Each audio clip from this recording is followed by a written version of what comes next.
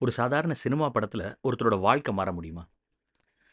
ஒரு 2 மணி நேரம் 2 மணி நேரம் படத்துல ஒருத்தரோட மொத்த வாழ்க்கையோடைய கண்ணோட்டத்த மாத்த முடியுமா? அப்படின்னு நீங்க கேட்டீங்கன்னா, ஆன்ஸர் இஸ் எஸ். நான் கிட்டத்தட்ட ஒரு கணக்கே இல்ல. நான் நெறைய படம் பார்த்துருக்கேன். நெறைய ஓடிடிஸ் பார்த்துருக்கேன். 2010, 11லேருந்து நான் ரொம்ப ரெகுலரா மூவி அடிக்ட்டாவே இருந்திருக்கிறேன். என்னோட வாழ்க்கையில மூவிஸ் வந்து ரொம்ப இம்பார்ட்டன்ட் ரோல் ப்ளே பண்ணும். எங்க அப்பா வந்து நான் படிக்கணுங்கிறதுக்காக வீட்ல இருந்த கேபிள் டிவிய கூட கட் பண்ணி தூர்தர்ஷன் மட்டும் தான் வச்சிருந்தாங்க.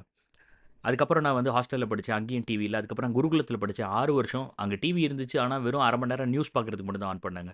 So from my childhood I had a deep desire to watch more videos, TV, movies, drama, series, OTT. So 2010ல நான் வேலைக்கு சேர்ந்ததுக்கப்புறம் 9ல வேலைக்கு சேர்ந்ததுக்கப்புறம் எனக்குன்னு ஒரு லேப்டாப் வந்ததுக்கப்புறம், இன்டர்நெட் வந்ததுக்கப்புறம் நான் எக்கச்சக்க படம் பார்க்க ஆரம்பிச்சேன். மணிக்கணக்கில, நாள் கணக்குலலாம் தொடர்ந்துலாம் படம் பார்த்துருக்கிறேன். இன்னைக்கு வரைக்கும் நான் பார்த்த அத்தன படங்கள்ல, ஷங்கர் டேட்டாபேஸ்ல நம்பர் 1 வரக்கூடிய ஒரு படத்த பத்தி நான் இன்னைக்கு விஸ்டம் தர்ஸ்டேல உங்கள்ட்ட நான் பேசப் போறேன். அந்த படத்தோட பேரு பீஸ்ஃபுல் வாரியர்.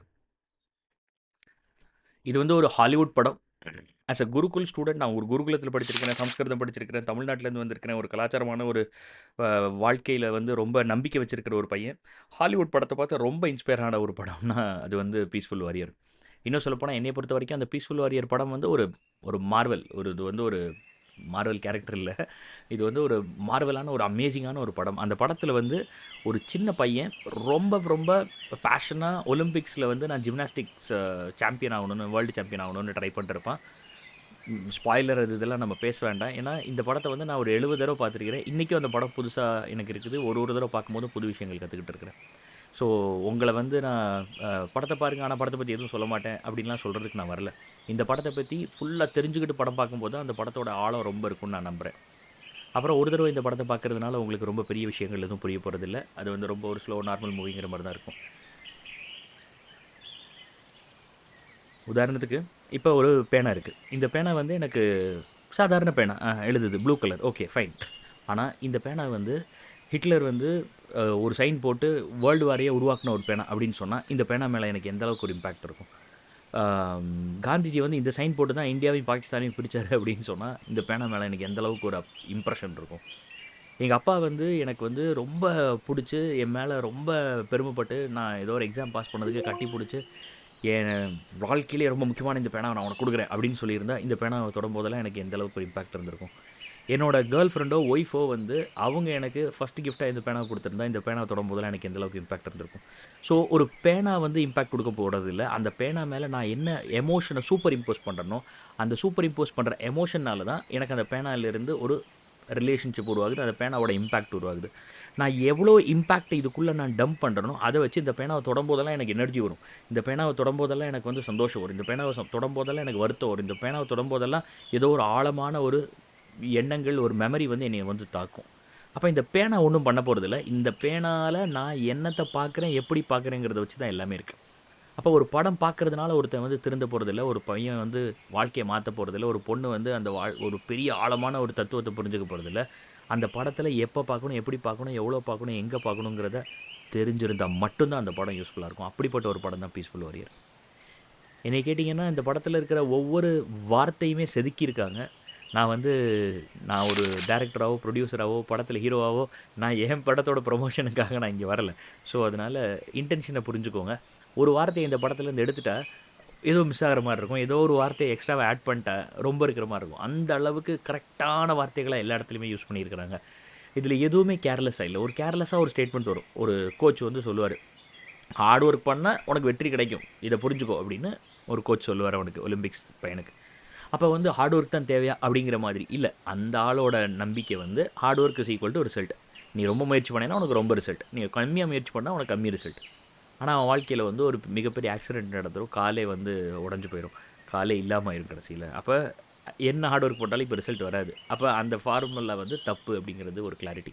அப்ப இந்த இடத்துல வந்து இன்டர்வென்ஷன் ஆகும். நெறைய விஷயங்கள் இருக்கு. நான் வந்து இந்த ஃபுல் படத்த பத்தி நான் உங்களுக்கு கதை சொல்லப் போறதில்ல. ஏன்னா, என்னோட இன்னைக்கு இன்டென்ஷன் இந்த வீடியோவ பத்தி வந்து இந்த ஒரு படம் இருக்கு. இந்த படத்துல இவ்வளோ விஷயங்கள் இருக்கு அப்படிங்கிறத உங்களுக்கு புரிய வைக்கிறதுக்கு. நான் வந்து இந்த படத்த வந்து உங்கள கண்டிப்பா பார்க்க சொல்ல போறேன். யூடியூப் லிங்க்க கூட நான் டிஸ்கிரிப்ஷன்ல போட போறேன். யூடியூப்லயே இந்த படம் இருக்குது. சப்டைட்டில்ஸ் கூட இருக்குது. இந்த படத்த நீங்க தயவு செஞ்சு பாருங்க. இந்த ஃபுல் படத்த பார்த்ததுக்கு அப்புறம், நான் அதுக்கப்புறம் ஒரு வீடியோ போடுறேன். இந்த படத்த பார்த்தா மட்டும் தான் அந்த வீடியோவ நீங்க பார்க்கணும். இந்த வீடியோவ பாருங்க. இந்த படத்த பார்த்துட்டு 2 மணி நேரம் இந்த வீடியோ. அடுத்த வியாழக்கிழமை நான் திரும்ப பீஸ்ஃபுல் வாரியர் படத்த பத்தி நான் கம்ப்ளீட் எக்ஸ்ப்ளோர் பண்ண போறேன். அப்ப உங்களுக்கு இன்னும் ஆழமா இந்த படத்த பத்தி புரியும். நான் உங்களுக்கு ஒரு சின்ன அவுட்லைன் குடுக்குறேன் அந்த படம் பார்க்கறதுக்கு முன்னாடி. நான் சொன்ன மாதிரி ஒரு ஒலிம்பிக் ஜிம்னாஸ்ட் வேர்ல்டு சாம்பியனா இருக்கிறவன் ட்ரை பண்ணிக்கிட்டு இருக்கிறான். அவன் எல்லாமே என் கையில தான் இருக்கு. Will power is everything. I will do do it and therefore Olympic champion is in my free will அப்படின்னு அவன் நம்புறான். நான் என் கையில தான் இருக்கு. நான் முயற்சி பண்ணா எது வேணா அடைய முடியும் அப்படின்னு நினைக்கிறான். பணம் இருக்குது அவனுக்கு, அறிவு இருக்குது அவனுக்கு, மார்க்ஸ் இருக்குது, பேர் இருக்குது. ஆல்ரெடி அவன் நேஷனல் அவார்ட்லாம் நிறைய வாங்கியிருக்கிறான். அது போக அவனுக்கு கேர்ள் ஃப்ரெண்ட்ஸு, ஃபன் எல்லாமே இருக்குது. அப்போ ஒரு வாழ்க்கையில் பெஸ்ட்டுன்னு தேவை கேட்கக்கூடிய எல்லா விஷயமே அந்த பையன்ட்ட இருக்குது. காலேஜ் படிச்சுட்டு இருக்கிற பையன்ட்ட. அப்படிப்பட்ட ஒரு வாழ்க்கையில் அப்படிப்பட்ட ஒரு பையனோட வாழ்க்கையில் ஒரு ஆளை சந்திக்கிறான். ஒரு பெட்ரோல் பங்க்கில் ஒரு வயசான தாத்தாவை சந்திக்கிறான். இவனோட கனவுல வந்து அந்த தாத்தா மாதிரியான ஒருத்தர் வந்து அடிக்கடி வந்துட்டு போகிறாரு. நிஜத்துலேயே அப்படி ஒரு தாத்தாவை பார்த்தோன்னே இவனுக்கு ரொம்ப ஆச்சரியமாகுது. அந்த தாத்தா வந்து சில நம்ப முடியாத விஷயங்கள் செய்கிறாரு. அதை பார்த்த உடனே இவனுக்கு ரொம்ப ஆச்சரியமாயிடுது. இவனோட வாழ்க்கையில் எல்லாம் இருந்தும் ஏதோ ஒன்று இல்லைங்கிறத உணர்றான். அந்த தாத்தாட்ட எதுவுமே இல்லைனாலும் இவன் எது இல்லைன்னு நினைக்கிறானோ அது அவர்கிட்ட இருக்குங்கிறத இவன் புரிஞ்சுக்கிறான். இவங்க 2 பேரும் சந்திக்கிறாங்க. அடிக்கடி சந்திக்கிறாங்க. இவங்க 2 பேரோட சந்திப்பில் என்ன இந்த பையன் கற்றுக்கிறான், வாழ்க்கையில் என்னவா மாறுறான், இதுக்கு நடுவில் அவனுக்கு ஆக்சிடென்ட் ஆகி காலே கட் பண்ணுறாங்க. அவன் மொத்த உலகமும் ஒரு சீட்டு கட்டில் கட்டின ஒரு வீடு மாதிரி அப்படியே டப்புன்னு எல்லாமே உடஞ்சி விழுந்துருது. அப்போ அவனோட மொத்த வாழ்க்கையும் இருண்டு நரகமாக ஆகும்போது இந்த தாத்தாவோட இன்டலெக்சுவல் சப்போர்ட்னால, ஃபிலாசபிக்கல் சப்போர்ட்னால இந்த பையனோட வாழ்க்கை எந்த அளவுக்கு ஆழமா சூப்பரா மாறுதுங்கிறது தான் இந்த மொத்த படத்தோட கதை. ஸோ நான் சொன்ன மாதிரி இந்த படத்தோட ஸ்பாய்லர் இல்லை இது. இந்த படத்தோட இன்ஸ்பிரேஷன். இந்த படத்தை இந்த பேக்ரவுண்டோட இப்போ நீங்கள் பார்த்தீங்கன்னா, நான் சொல்கிறேன் உங்களோட வாழ்க்கை கம்ப்ளீட்டாக மாறிடும். Just by 2 hours this video can make huge impact in your life. என்னோட many students still thank me for introducing this movie. பல ஸ்டூடெண்ட்ஸ் எனக்கு இன்றைக்கும் தேங்க்ஸ் சொல்லிருக்கிறாங்க. இப்போ கூட ரீசெண்டாக ஒரு மெசேஜ் வந்தது. நான் ஏதோ ஒரு வீடியோவை பற்றி நான் பேசும்போது, நீங்கள் சொன்ன அந்த பீஸ்ஃபுல் வாரியர் படத்தை வந்து நான் வருஷத்துக்கு 2 தடவை 3 தடவை பார்த்துக்கிட்டு இருக்கிறேன். இந்த சேனலில் தான் கமெண்ட்டில் எதுலேயோ இருக்குது. அதனால் தயவு செஞ்சு நீங்கள் மூவி ரிவ்யூஸும் கொடுங்க அப்படின்னு அந்த பையன் சொல்லியிருந்தபடி. அதனால் தயவு செஞ்சு இந்த படத்தை பாருங்கள். நெக்ஸ்ட்டு Thursdayக்குள்ளே பாருங்கள். 1 வீக் டைம் இருக்குது உங்களுக்கு. இந்த 1 வீக்குள்ளே பார்த்துட்டு அடுத்த Thursdayல நம்ம டெஃபினட்டாக சந்திப்போம். வணக்கம்.